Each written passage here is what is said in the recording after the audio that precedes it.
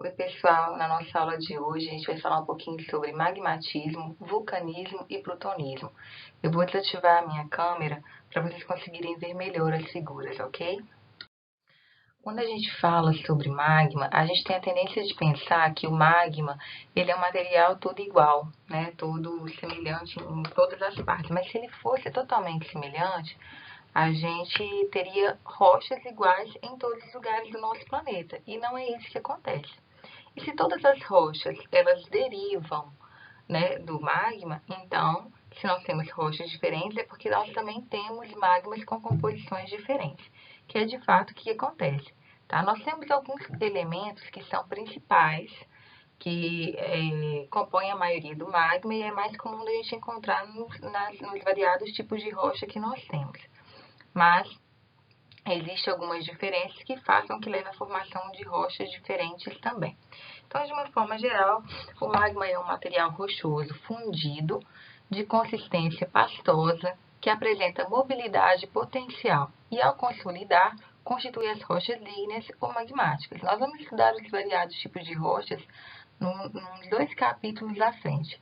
Mas, de uma forma geral, a gente pode dizer que todas as rochas elas vão vir a princípio do magma, então toda rocha em algum momento já foram rochas ígneas, também chamadas de magmáticas. Os magmas são constituídos uma parte por material líquido, uma parte sólida e uma parte gasosa. Então, ao contrário do que a gente costuma imaginar quando a gente vê esses vídeos de representação de vulcanismo e magma, né? Existem rochas já consolidadas, o material já no estado sólido, assim como vários gases, inclusive vapor de água, dióxido de carbono, que inclusive acredita-se que foi o que deu origem à atmosfera terrestre, né? Em parte tenha derivado do próprio processo de resfriamento do magma, tá? As características físicas do magma, como a temperatura, viscosidade, estão relacionadas à composição desses. Por exemplo, magmas basálticos, eles em geral vão ser mais quentes e menos viscosos, menos maleáveis, né? Já magmas graníticos, eles vão ser bem mais viscosos, mas em compensação eles vão ter uma temperatura menor do que os magmas basálticos.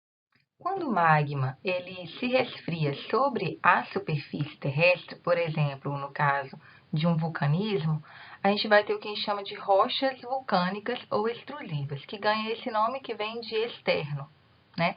Já as rochas plutônicas, elas derivam, ou intrusivas, elas derivam do resfriamento do magma dentro do interior da crosta terrestre.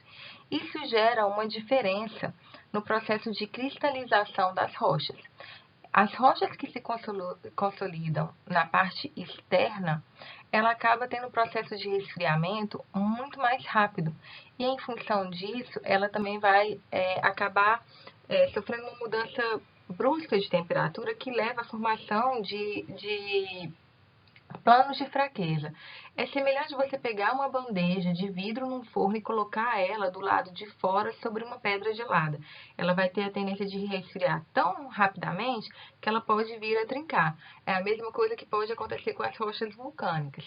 Já as rochas plutônicas, como elas levam às vezes milhares de anos para poder se resfriar, ela vai formar os cristais mais bem consolidados, mais unidos. Então, ela não vai ter esse processo de fragmentação semelhante ao que acontece com as rochas vulcânicas. Por isso, em geral, rochas plutônicas, elas são mais resistentes do que as rochas vulcânicas. Aqui eu trouxe para vocês uma imagem que mostra variados tipos de corpos formados, né, pelo resfriamento do magma, mas que são de rochas plutônicas. Então, a gente vai ter aqui, por exemplo, dentro do interior, os lacólitos, diques, soleiras, batólitos. A gente vai ver a diferença entre cada um desses elementos aqui mais para frente também. As erupções vulcânicas, elas nada mais são do que a liberação do calor interno da Terra, né, que fica ali acumulado e chega um momento que ele acaba tendo que ser colocado para fora. Em geral, as erupções vulcânicas elas podem expelir corpos sólidos, líquidos ou gasosos, mas o que é mais comum são as lavas, por isso que é comum a gente associar apenas a isso, mas não é uma exclusividade. Tá? As lavas elas são materiais rochosos fundidos, derretidos, né, que extravasam na superfície terrestre junto com outros materiais. Além das lavas, os processos de erupções vulcânicas, eles também liberam gases. Esses gases, eles podem não ser nocivos, como é o caso, por exemplo, do vapor de água, que vai constituir grande parte desses gases expelidos pelos vulcões, mas uma parte acabam reagindo com a água e originando ácidos que acabam afetando não apenas a saúde das pessoas, né, que moram próximo daquele lugar, mas também monumentos, vegetação, construções de cidades, tá? Então, inclusive a chuva ácida pode ser um processo natural ou causado pelo homem. Como um processo natural, ela pode ser causada, influenciada pela ocorrência de erupções vulcânicas. Em alguns lugares, a gente não vai ter o vulcanismo da forma que a gente mais conhece, né, formando um cone vulcânico. A gente pode ter ainda apenas uma área como se fosse uma parte do lençol freático, né, que acaba sendo aquecido pela proximidade do calor do magma, favorecendo com que essa água ela fique superaquecida e ela acabe sendo expelida de tempos em tempos, que é o que a gente chama de geysers. Tá? Jatos de água quente e vapor que ocorrem em intervalos de tempo regulares com grande força. Em alguns lugares, inclusive, eles podem até utilizar a força dessa água sendo expelida para poder gerar energia elétrica, mas não é muito comum, né? Então não é tão fácil da gente encontrar esse tipo de coisa, mas pode ser utilizado. Nos lugares que há gases, a água ela vai ter uma temperatura mais específica, que pode favorecer a proliferação de animais e vegetações específicas daqueles lugares, né? Adaptadas àquelas temperaturas da água, bem como a disposição daqueles gases, né, que vão estar dissolvidos na água, etc. Em lugares que nós temos duas placas oceânicas se separando, isto é, placas divergentes, pode acontecer da, da água do oceano ser aquecida, formando o que a gente chama de plumas hidrotermais submarinas. Essas plumas hidrotermais, elas são muito importantes porque acredita-se que elas podem ter dado origem à vida no nosso planeta. Isso porque o magma aquece a água das profundezas, bem como os minerais que acabam sendo dissolvidos na água, favorecendo o desenvolvimento de um ecossistema próprio daquele lugar, bem como o desenvolvimento da vida, também específico daquele ambiente. Por que essa descoberta ela foi muito relevante? Porque sabe-se que até determinado período da Terra, período geológico, não existia no nosso planeta a atmosfera tal como ela é hoje. Então, e também não existiam formas de vida tais como são hoje. Então, a gente não tinha, por exemplo, organismos que tinham acesso à luz solar da mesma forma, que tinham acesso aos mesmos gases na atmosfera, aos mesmos suprimentos alimentares. Os animais, os organismos vivos, eles eram completamente diferentes no início da formação do nosso planeta, até chegar no nível da atualidade. Então, acredita-se que esses organismos vivos que foram originados lá nos primórdios do nosso planeta, eles possam ter surgido exatamente onde tem as plumas hidrotermais. Isso por quê? Porque ali não se tinha acesso à luz solar. No entanto, você tinha calor, que era liberado pelo próprio processo de aquecimento da água próximo ali do magma. Além disso, isso favorecia a dissolução de minerais, de compostos químicos que poderiam servir como alimentos. Então, já era uma tendência de pensar, poxa, aqui pode ter criado um ambiente totalmente propício para a origem da vida no nosso planeta, completamente diferente do que predomina hoje, mas que pode ter originado. E aí, com o tempo, eles foram realizando pesquisas nesses lugares e descobriu-se que aonde tem essas plumas hidrotermais ainda hoje, existem bactérias que se desenvolvem vigorosamente, conseguem sobreviver nesse ambiente, mesmo sem ter acesso à luz solar, mesmo sem ter acesso aos elementos que usualmente os organismos vivos usam para se alimentar. Então, acredita-se, por exemplo, que essas bactérias elas possam ser organismos, não que tenham sido os primeiros organismos vivos do planeta, mas que sejam relativamente semelhantes a esses primeiros organismos vivos, né, que originou a vida no nosso planeta mesmo, tá? A maioria dos vulcões, eles ficam nos limites entre as placas tectônicas. Não é muito comum a gente encontrar vulcanismo fora dos limites de placas tectônicas, mas isso é possível de acontecer, como é o caso das ilhas vulcânicas do Havaí, como nós conseguimos visualizar aqui nessa imagem. Inclusive, são ilhas que estão alinhadas. Como vocês podem ver nessa outra imagem, ela está bem no meio da placa tectônica aqui do Anel de Fogo do Pacífico. Por que isso acontece? Essas ilhas, elas são resultantes do que a gente chama de hotspot, né? Ponto quente. Na realidade, são pontos em que nós não temos uma limitação de placa tectônica, mas a gente tem uma espécie de furo, digamos assim, na placa tectônica que favorece a saída de material magmático, formando vulcões.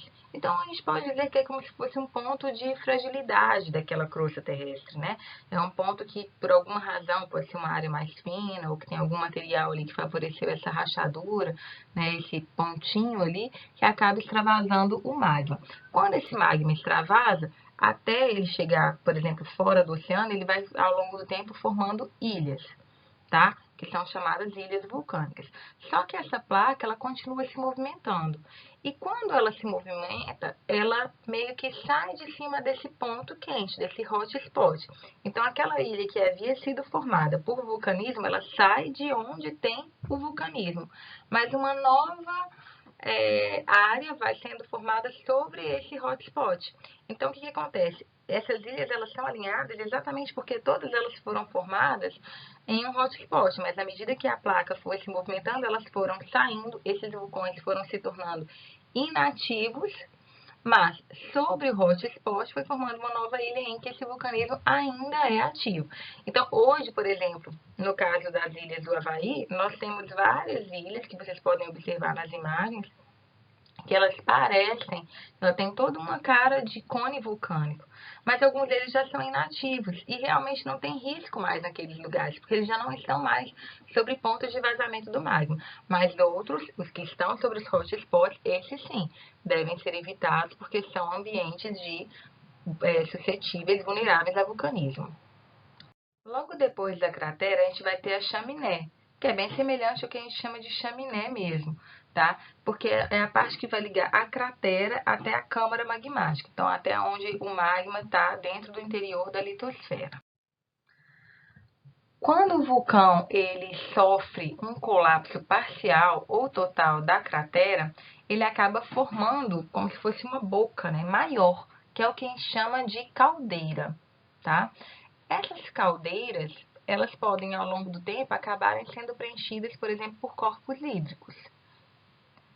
Tanto as crateras como as caldeiras de vulcões dormentes podem ser preenchidas por água e, no caso de uma reativação vulcânica, pode causar torrentes de lama, emanação de gases ou mesmo a liberação de enorme volume de água, em função desse acúmulo, né? Além dos cones vulcânicos, a gente pode ter as erupções chamadas de fissurais ou vulcanismo em rift. Quando nós estávamos estudando o movimento de separação das placas tectônicas, nós vimos os vales em rift, ou rift valley, né, que era quando a crosta terrestre ela vai sofrendo um abatimento e quando ela sofre esse abatimento, ela forma uma espécie de degraus, que é o que a gente chama de Rift Valley. Aqui, as erupções fissurais do vulcanismo de Rift, ela ganha esse nome porque ela é bem parecida com isso, tá? A gente vai ter um abatimento do relevo, né? E aí, esse abatimento ele forma uma espécie de degrau, como vocês podem ver aqui, né? São degrauzinhos. E no meio desses degraus, acaba acontecendo uma espécie de riozinho, uma fissura, onde a lava consegue ter acesso à parte externa da crosta terrestre. Aqui mais uma figura demonstrando a mesma coisa, mas agora vista do alto, né? Por isso que eu falei que parece um rio, né, de magma.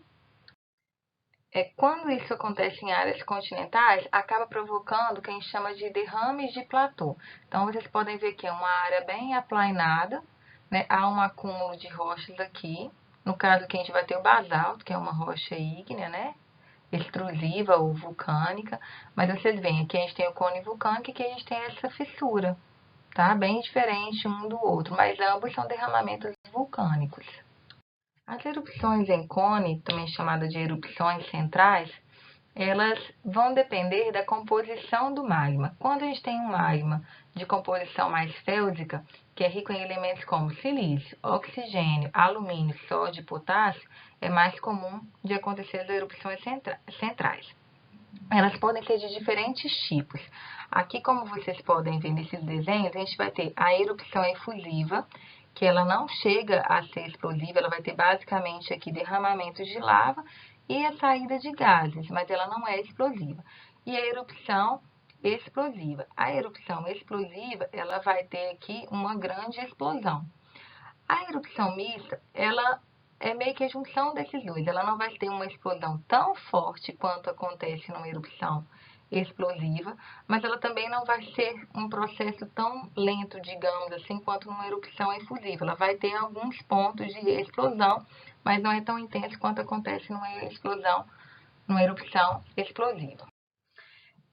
Hoje em dia já existe, né, uma ciência que é a vulcanologia, que ela estuda basicamente os vulcões. O objetivo dessa ciência, inclusive, é avaliar se aquele vulcão ele está apenas dormente ou se ele está inativo. Por exemplo, no caso das ilhas vulcânicas do Havaí, que nós vimos em alguns slides anteriores, alguns vulcões ali, eles não estão dormentes, eles estão inativos, eles já foram ativos, mas hoje eles já não estão mais sobre aqueles hotspots e eles não vão entrar mais em atividade.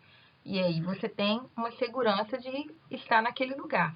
Mas existem vulcões que eles podem parecer inativos porque eles estão há décadas ou até milhares de anos sem entrar em erupção. No entanto, eles podem entrar em atividade, que é o que a gente chama de dormente, tá?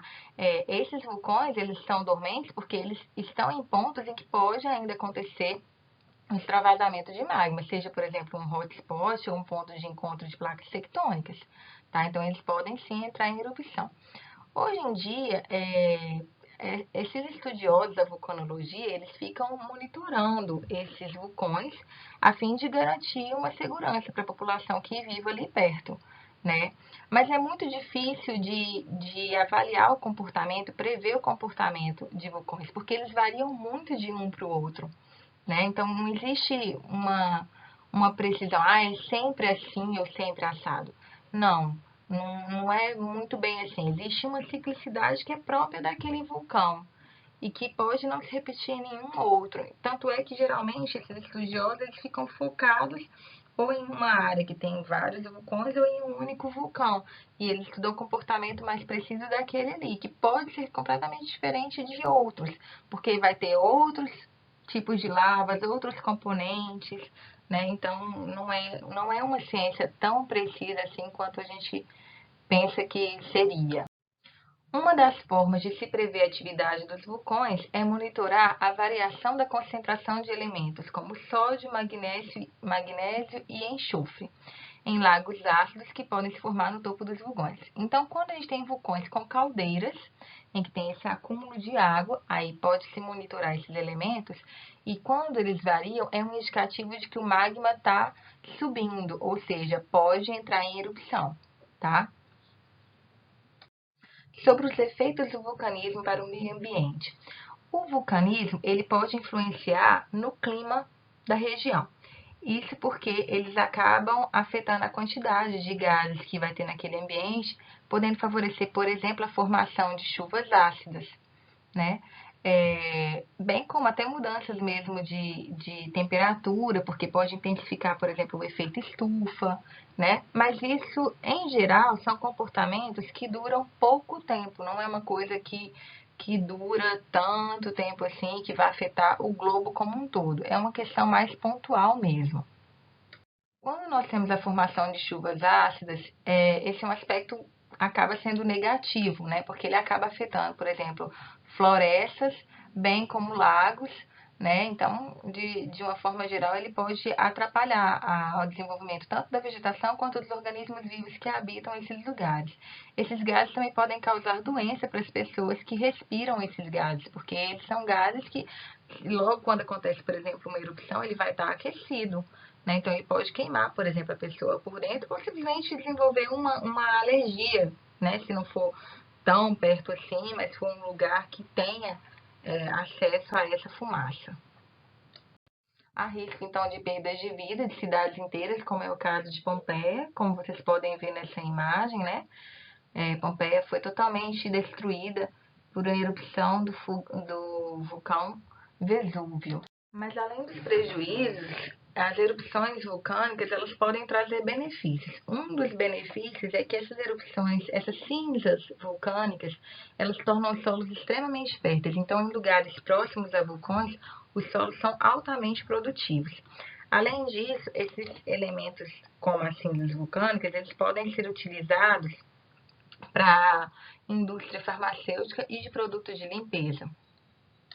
Outra possibilidade é a geração de energia nos campos geotérmicos, em que aproveita o calor dos vulcões, não necessariamente dos vulcões, mas da água aquecida, por exemplo, em lugares que tem geysers, aí ela vai sair com essa pressão também pode ser utilizada para a geração de energia.